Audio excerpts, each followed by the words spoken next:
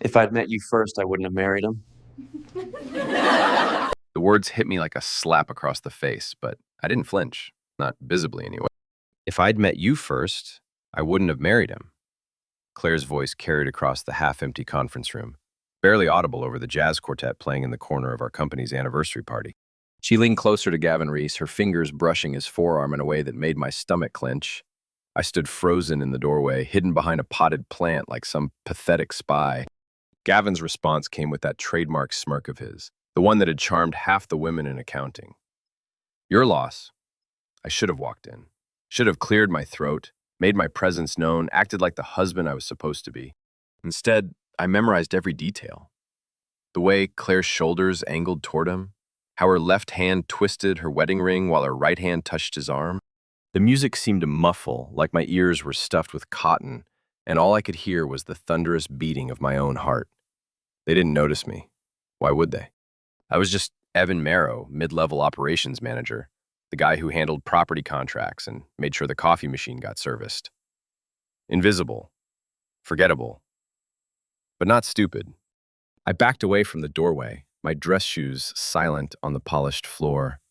The party continued around me, laughter, clinking glasses, the usual corporate celebration. But it all felt distant now, like watching a movie with the sound turned down. 20 minutes later, Claire found me at the bar, nursing a whiskey I couldn't taste. There you are, She said, sliding up beside me with that smile I'd once thought was meant just for me. I was looking everywhere for you. Were you? I kept my voice level, my eyes on my drink. I thought you were busy with the marketing presentation. She laughed, a sound that used to make my chest warm. Oh, that? Just shop talk with Gavin. You know how boring that stuff is. I nodded, took another sip. The whiskey burned, but it was nothing compared to the fire spreading through my chest. Yeah, boring. We drove home in relative silence, Claire humming along to the radio while I replayed those 15 seconds in the conference room over and over. By the time we pulled into our driveway, the one I'd been paying the mortgage on for 7 years, I'd already started planning. The house was quiet at 2 a.m. Claire slept soundly beside me, her breathing deep and even, one arm flung across my pillow. I slipped out of bed like a ghost, padding barefoot to my home office in the basement. I kept the important papers in a fireproof filing cabinet locked away behind a combination only I knew, Claire's birthday. The irony wasn't lost on me as I spun the numbers and heard the click of the mechanism opening. The property file was thick. 7 years of mortgage payments, insurance documents, and legal paperwork. I pulled out the original deed, the one that showed both our names in neat black print. Evan and Claire Marrow, joint tenants with right of survivorship. We'd signed it the day after our 3rd anniversary, both of us giddy with the prospect of home ownership. That felt like a lifetime ago. As operations manager for Hartwell Commercial Properties, I was an authorized notary for company contracts.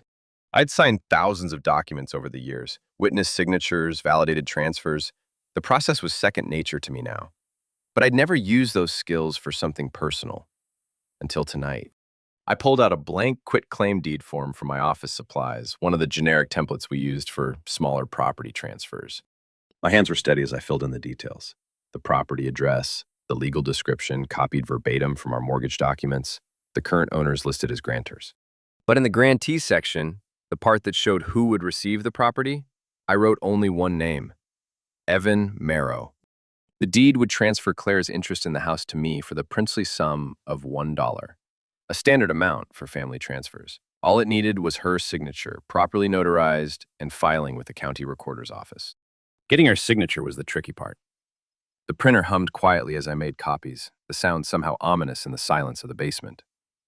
Each page that fed through felt like another step down a path I couldn't turn back from. But as I stared at Claire's name on our joint deed, I knew I'd already made my choice in that conference room doorway. I locked everything back in the filing cabinet and crept upstairs. Claire hadn't moved, still sprawled across 3/4 of the bed like she owned it, which, legally speaking, she still did, for now. Janine Hale owed me a favor, and favors were currency in the world of property management.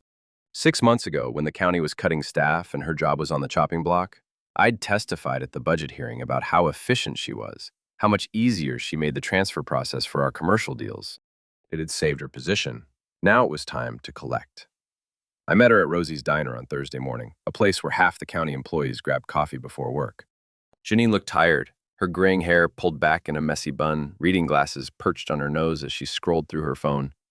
"Evan," she said, looking up with a smile. "What brings you here so early?" I slid into the booth across from her, keeping my voice casual. "Just needed to ask you about a residential transfer. Nothing urgent, but I wanted to make sure I had the process right." She set down her phone, interested. In a small town like ours, property transfers were the closest thing to gossip the clerk's office had. "Personal property?" she asked. "My house. Claire and I are thinking about restructuring the ownership for tax purposes." The lie came easily.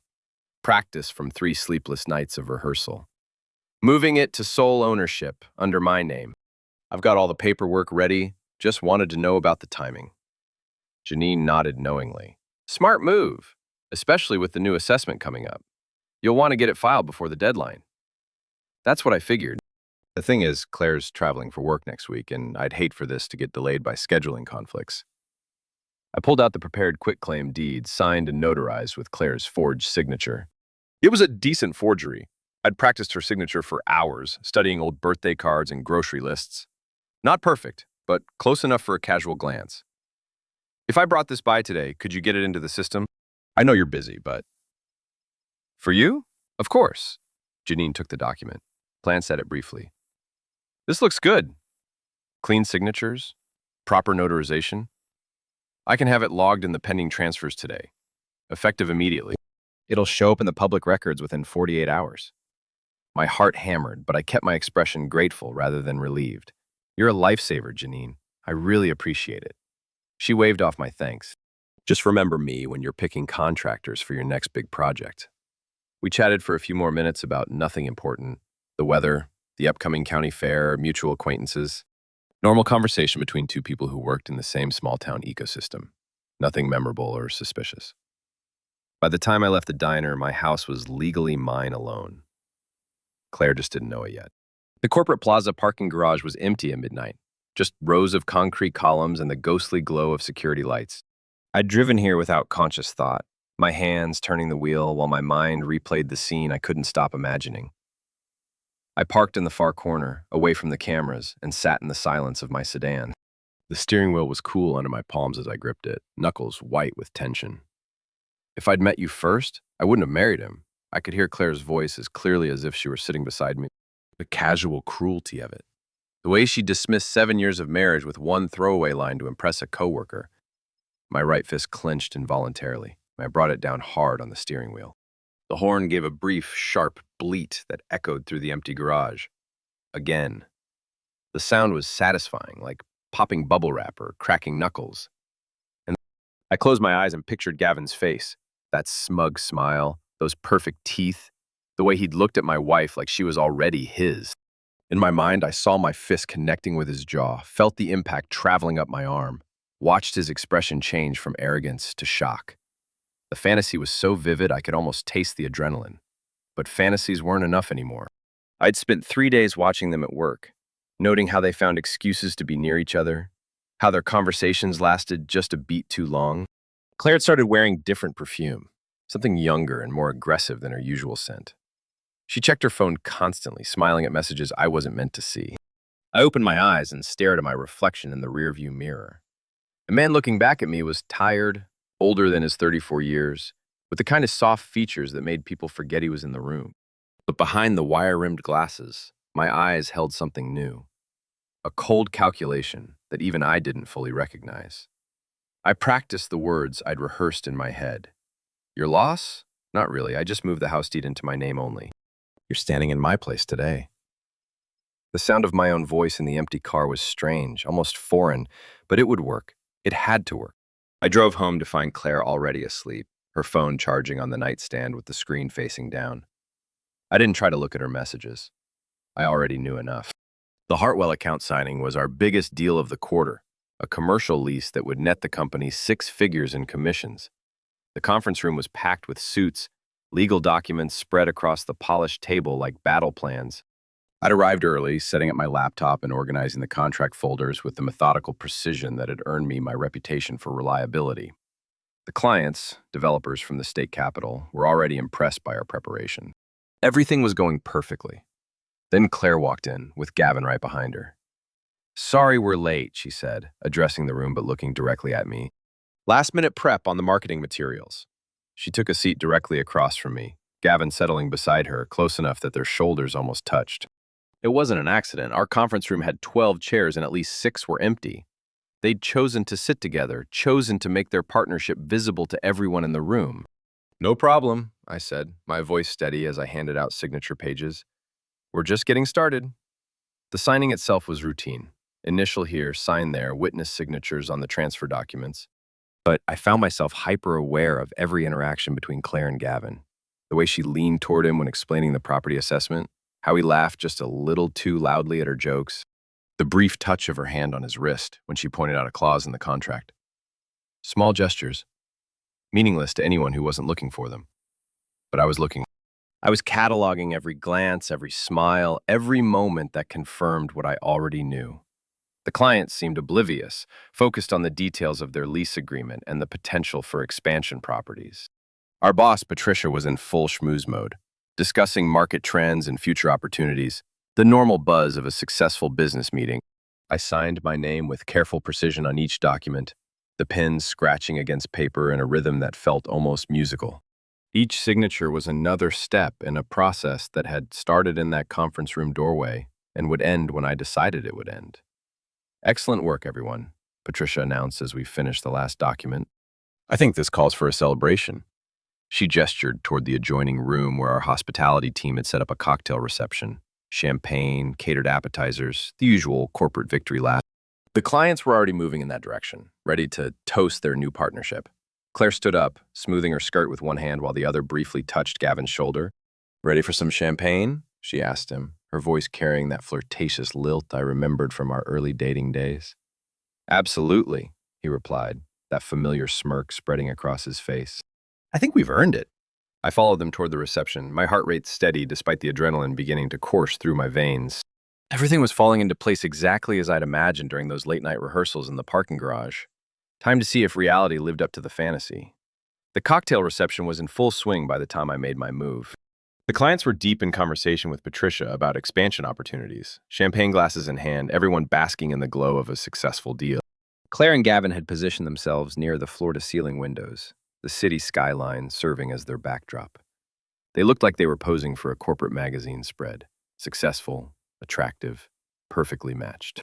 Claire was animated, gesturing as she spoke, while Gavin leaned in with the intense focus of someone completely captivated. I approached slowly, carrying my own glass of champagne as cover. Neither of them noticed me at first. They were too wrapped up in their private conversation. "The whole thing was so stressful," Claire was saying, her voice just loud enough for me to catch the words. "But you know what I keep thinking about?" Gavin raised an eyebrow, encouraging her to continue. Claire glanced around the room, then leaned closer to him. "If I'd met you first, I wouldn't have married him." The words hit me exactly as I'd expected them to, but the impact was still sharp, still brutal. Gavin's response was immediate, that confident smirk spreading across his face. "Your loss," he said, his voice carrying just enough volume to seem like he wanted to be overheard. That's when I stepped forward, inserting myself into their intimate circle with the smile I'd practiced in the mirror. "Your loss?" I said, my tone conversational, almost amused. "Not really, I just moved the house deed into my name only. You're standing in my place today." The effect was immediate and devastating. Gavin's smirk died, as if someone had flipped a switch, his face cycling through confusion, realization, and then anger in the space of 3 seconds. Claire went completely still, her champagne glass frozen halfway to her lips. "How dare you," Gavin started, his voice rising. I didn't let him finish. My right fist drove into his jaw with every ounce of 7 years of suppressed frustration behind it. The sound was exactly what I'd imagined, a dull, wet crack that seemed to echo through the sudden silence of the reception room. Gavin's head snapped back, his champagne glass flying from his hand to shatter against the window behind him. He stumbled, his hand going to his face as blood began to trickle from the corner of his mouth. The room erupted. Someone screamed, maybe Claire, maybe one of the clients. Patricia's voice rose above the chaos, shouting orders I couldn't quite make out over the ringing in my ears. but I felt good. Better than I'd felt in months. Two security guards appeared as if from nowhere, their hands on my arms before I could fully process what was happening. They weren't rough, but their grip was firm, professional. "Sir, we need you to come with us," one of them said, already guiding me toward the door. I didn't resist. I didn't fight or argue or try to explain. Instead, I reached into my jacket pocket and pulled out my company identification card, holding it up where both guards could see it clearly. The effect was immediate. Both men stopped mid-step, their eyes widening as they read the name and title printed below my photo. Evan Marrow, Senior Operations Manager, Level 7 Authorization. In Hartwell's corporate hierarchy, that put me above everyone in the room except Patricia herself. The security guards exchanged glances, their grips on my arms loosening considerably. I could see the recognition spreading across their faces as they processed the implications of my ID card. "Mr. Marrow," the older guard said, his tone shifting from authoritative to respectful. We weren't aware." I straightened my tie with deliberate calm, as if punching a coworker was just another item on my daily agenda. Around us, the reception had gone completely silent except for Gavin's labored breathing and the sound of someone, probably an assistant, cleaning up the broken champagne glass. "It's fine," I said, loud enough for the entire room to hear. "Just a misunderstanding between colleagues. Nothing that needs to escalate." Patricia appeared at my elbow, her face a mask of professional concern. "Evan, what the hell? Personal matter," I cut her off smoothly. "I apologize for disrupting the celebration. Perhaps we should let our clients enjoy their champagne while we sort this out privately." She glanced toward the clients, who were indeed watching the drama unfold with the fascinated horror of people witnessing a car accident. The last thing anyone wanted was for our biggest deal of the quarter to get tangled up in office politics. "Of course," Patricia said, her tone indicating this conversation was far from over. "Gentlemen, I think we can handle this internally." The security guards nodded and stepped back, but I could see they were still uncertain about the protocol. How do you arrest someone who outranks half the people in the building? Especially when the victim, Gavin was still holding a napkin to his bleeding lip, wasn't demanding immediate action. I looked around the room, taking in the faces staring back at me. Some shocked, some afraid, some clearly thrilled to have front row seats to the kind of office drama that would fuel gossip for months. Claire stood frozen by the window, her face pale except for two bright spots of color on her cheeks. "I think I'll call it a day," I announced to no one in particular. "This has been very productive." I walked out of the conference room with measured steps, my head high, leaving behind a room full of people who would never look at quiet, reliable Evan Marrow the same way again. Behind me, I could hear Patricia trying to restore some semblance of normalcy to the reception, her voice artificially bright as she guided the clients toward the catered appetizers. But I knew the damage was done. Within an hour, every employee in the building would know that Claire Marrow's husband had punched Gavin Reese in the face and walked away without consequences. The story would spread beyond our office by evening, carried home by spouses and shared over dinner tables across town. By tomorrow morning, it would be common knowledge that there was trouble in the Marrow marriage, and everyone would be picking sides. I drove home slowly, savoring the feeling of my knuckles, which were beginning to throb with a pain that felt more like satisfaction than injury. In my rearview mirror, I could see Hartwell's building growing smaller. But the weight of what I'd done, what I'd started, felt enormous and permanent. Phase 1 was complete. My phone started buzzing before I even made it home. Text messages, missed calls, voicemails from numbers I recognized and some I didn't. Word was spreading faster than I'd anticipated, but that was fine. Speed would work in my favor. The first message was from my sister in Portland. "Mom just called. Said she heard you got in a fight at work. Question mark, question mark, question mark. Call me." The second was from Tom Bradley in accounting. "Holy shit, dude, are you okay?" Patricia is freaking out. By the time I pulled into my driveway, I had 17 missed calls and 43 text messages. I turned off my phone and sat in my car for a moment, looking at the house that was now legally mine alone. It was a good house. We'd bought it at the bottom of the market 7 years ago, put about $40,000 into renovations and updates. The neighborhood had improved significantly since then, young families moving in, property values climbing steadily. Claire had always talked about upgrading as something bigger, newer, and a better school district for the kids we'd never gotten around to having. Now she could upgrade all she wanted, just not with my house as collateral. I went inside and made myself a sandwich, methodically spreading mustard on whole wheat bread while my mind ran through the probable timeline of events still unfolding at the office. Gavin would have gone to urgent care by now. His jaw was almost certainly fractured, judging by the way his head had snapped back. Claire would be fielding questions from coworkers, trying to manage the narrative, probably calling her mother for advice she wouldn't follow. Patricia would be in damage control mode, crafting explanations for the clients and trying to decide how to handle what was technically an assault in the workplace. The fact that I outranked nearly everyone complicated things, but not impossibly so. There would be paperwork, meetings, possibly a suspension while HR figured out the appropriate response. I was finishing my sandwich when I heard Claire's car in the driveway. She came through the front door like a small tornado, her heels clicking rapidly across the hardwood floor as she searched for me. "Evan!" Her voice carried a note of hysteria I'd never heard before. "Evan, where are you?" "Kitchen," I called back, not bothering to get up from the table. She appeared in the doorway looking disheveled, her usually perfect hair mussed and her lipstick smudged.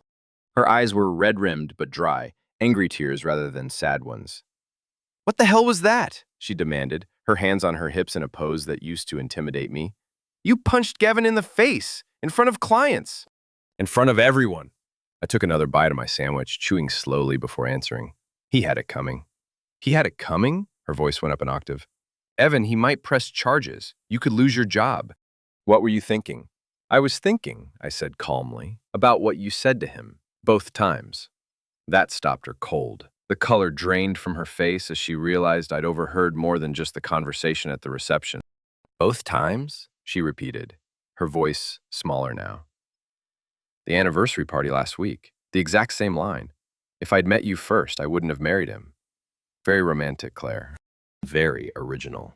She sank into the chair across from me, suddenly looking older than her 31 years. We weren't having an affair," I finished. "No, probably not yet. But you were working up to it, weren't you?" Testing the waters, seeing if he was interested. Claire's mouth opened and closed silently like a fish gasping for air. "The thing is," I continued, setting down my sandwich, "I don't really care anymore. You want Gavin? You can have him. Just not in my house." "Your house?" She found her voice again, anger flaring. "It's our house, Evan. Both our names are on the deed." I smiled, the expression feeling foreign on my face. "Actually, they're not." Claire stared at me for a long moment, processing my words. I could see her trying to make sense of what I'd said, running through the possibilities in her mind. "What do you mean?" she asked finally. I got up from the table and walked to my briefcase, pulling out a manila folder I'd prepared that morning. Inside were copies of all the relevant documents. The original deed showing both our names, the quitclaim transfer, and most importantly, the updated county records showing sole ownership under my name. I spread them across the kitchen table like a lawyer presenting evidence. "I transferred your interest in the property to myself last week," I explained, my tone businesslike. "Standard quitclaim deed, properly notarized and filed with the county recorder's office. As of Thursday, I'm the sole owner of this house."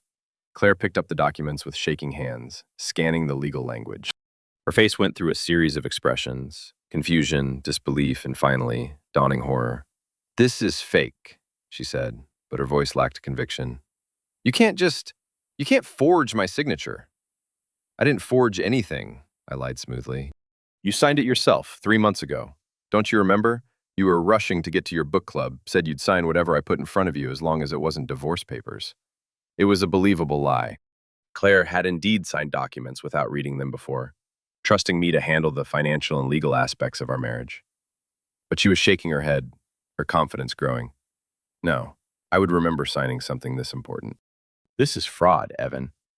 Identity theft, or whatever they call it when you steal someone's house." I shrugged. "Prove it." The challenge hung in the air between us. We both knew the reality of the situation. Even if she could prove forgery, which would be difficult without clear evidence, the legal process to reverse a property transfer could take months or even years. In the meantime, I was the legal owner, and she had no official claim to live here. "I'll call a lawyer," she said, but her voice was losing steam. "Good idea. While you're at it, you might want to call Gavin. Check on his jaw." I gathered up the papers and put them back in the folder. "Oh, and Claire, I'm changing the locks tomorrow. I'll give you the weekend to pack your things." She was on her feet instantly, the chair scraping against the floor. "You can't kick me out of my own home." "It's not your home anymore. Legally speaking, you're just a guest here now. And I'm asking you to leave." The words felt strange coming out of my mouth. Cold, clinical. Nothing like the man I'd been even a week ago. But they also felt right, like I was finally speaking a language I should have learned years ago. Claire's face crumpled, angry tears finally starting to fall. 7 years, Evan. 7 years we've been married. And this is how you want to end it? By stealing my house and assaulting my friend? Your friend? I almost laughed. Is that what we're calling him now? She didn't answer, just stood there crying angry tears that I felt nothing about. Once upon a time, seeing Claire cry would have torn me apart, would have sent me scrambling to fix whatever was wrong. Now I felt only a distant curiosity about how long it would take her to accept the new reality. I'll be in my office, I said, heading for the basement stairs. Try to keep the noise down. I spent the rest of the evening researching locksmith services and storage facilities, planning the practical aspects of Claire's departure. Above me, I could hear her moving around the house, opening and closing drawers, talking on the phone in hushed, urgent tones.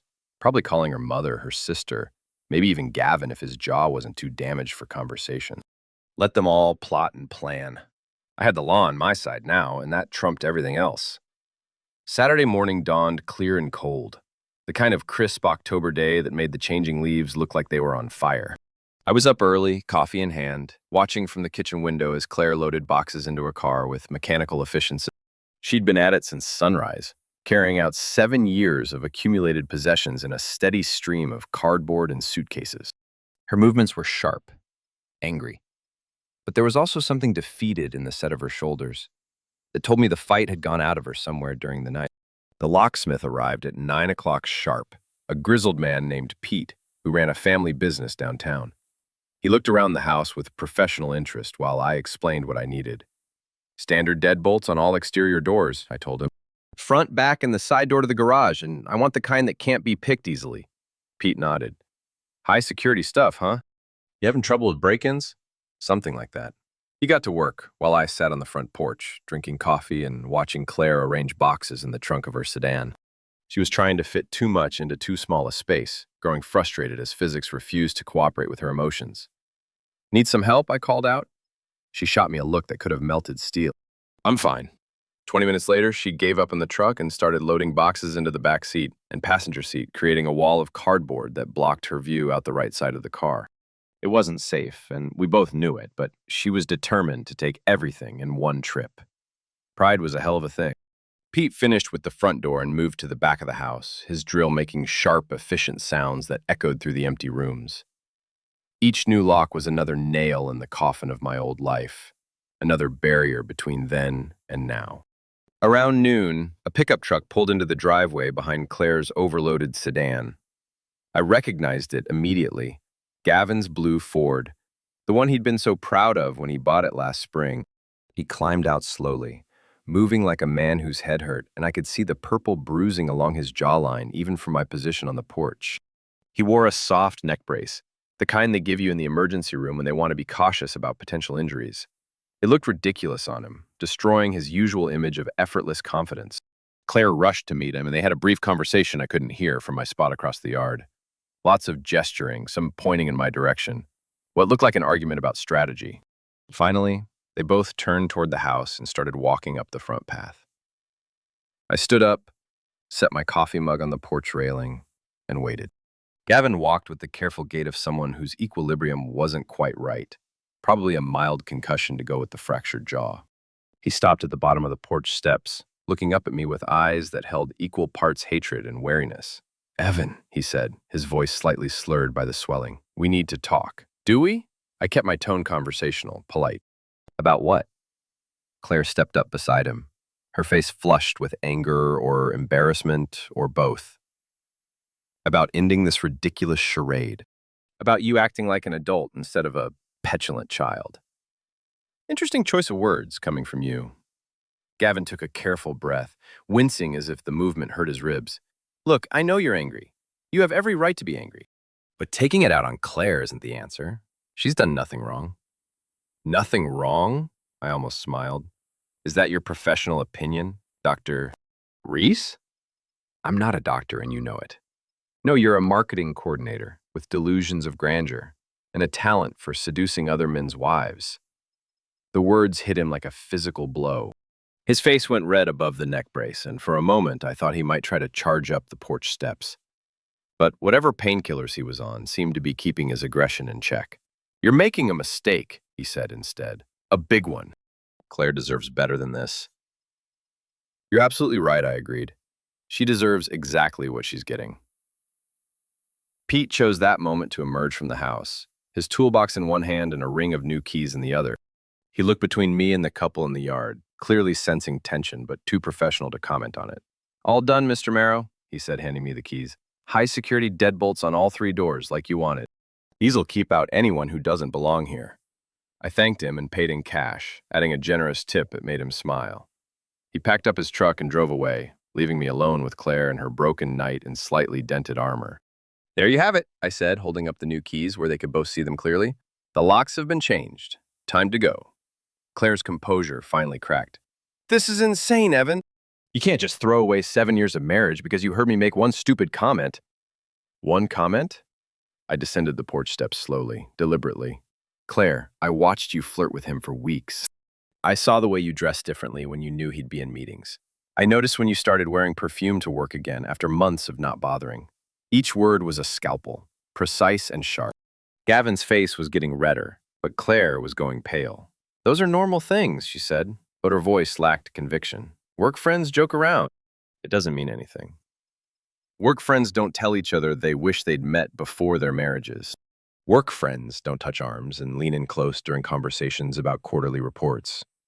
I was close enough now to see the tears starting in her eyes, close enough to smell that new perfume she'd been wearing.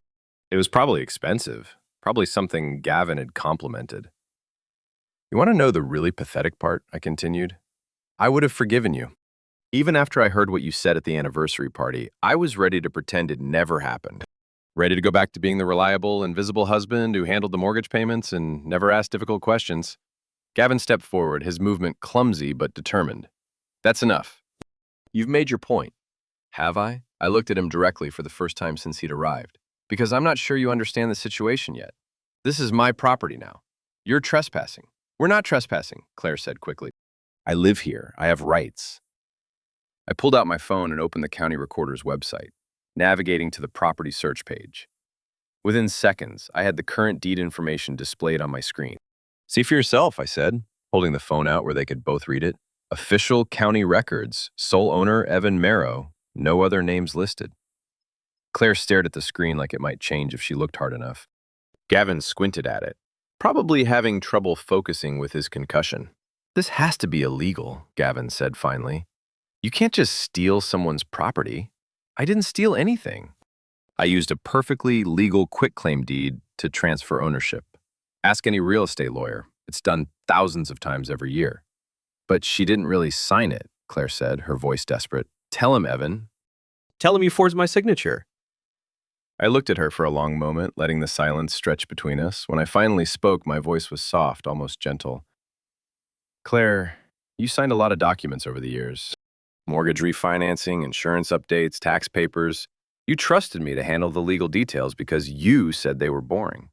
Are you absolutely certain you never signed a quitclaim deed? Maybe when you were distracted, thinking about something else?" I could see doubt creeping into her eyes. She was remembering all those times she'd signed papers without reading them. All those moments when she'd waved away my explanations with an impatient, "Just show me where to sign." "I would remember," she said, but the conviction was gone. "Would you? What about that Tuesday 3 months ago when you were running late for your book club meeting? You were rushing around looking for your keys and I had some papers that needed signatures before I could mail them. You signed 3 different documents while standing by the front door with your purse already on your shoulder." The lie was perfect because it was based on truth. She had signed papers while rushing out that day, just not these papers. But in her memory, the details would blur together, creating exactly the kind of reasonable doubt that made fighting the transfer nearly impossible. Gavin looked between us, sensing that something had shifted in the dynamic. Claire was no longer fighting with righteous indignation. She was fighting with growing uncertainty. "Even if that's true," he said, "even if she did sign something, she can contest it. Prove she was coerced or misled about what she was signing. She could try," I agreed. "It would take months, maybe years, expensive legal proceedings, depositions, expert testimony about signature analysis. all while she has no legal right to live in the house she's trying to claim ownership of. I let that sink in for a moment before continuing. Or she could accept reality and move on with her life. With you, presumably, since that seems to be what you both want.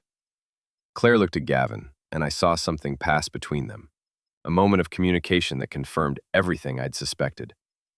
They had been planning this, probably for weeks. The only question was whether they'd intended to wait until after a divorce or just start the affair and see what happened. "Where am I supposed to go?" Claire asked, her voice small and defeated. "That's not my problem anymore," I said, but without cruelty. It was simply a fact. "You have family, friends. I'm sure you'll figure something out." Gavin put his uninjured arm around her shoulders, a gesture that would have destroyed me a week ago. Now it just felt like confirmation that I had read the situation correctly from the beginning. "We should go," he said quietly. "Get the rest of your stuff." Claire nodded, tears finally starting to fall. She walked back to her overloaded car like a woman in a dream, moving automatically through the motions of departure. Gavin followed, his neck brace making him look like a broken marionette. I watched from the porch as they finished loading her belongings, cramming the last few boxes into whatever space they could find. The car was dangerously overloaded, sitting low on its suspension, but Claire didn't seem to care about safety anymore. She got behind the wheel while Gavin climbed carefully into his truck. Neither of them looked back at the house as they drove away, Claire's sedan struggling under its burden while Gavin's truck followed close behind like a protective escort. I stood on my porch for a long time after they disappeared, listening to the silence that had settled over my property.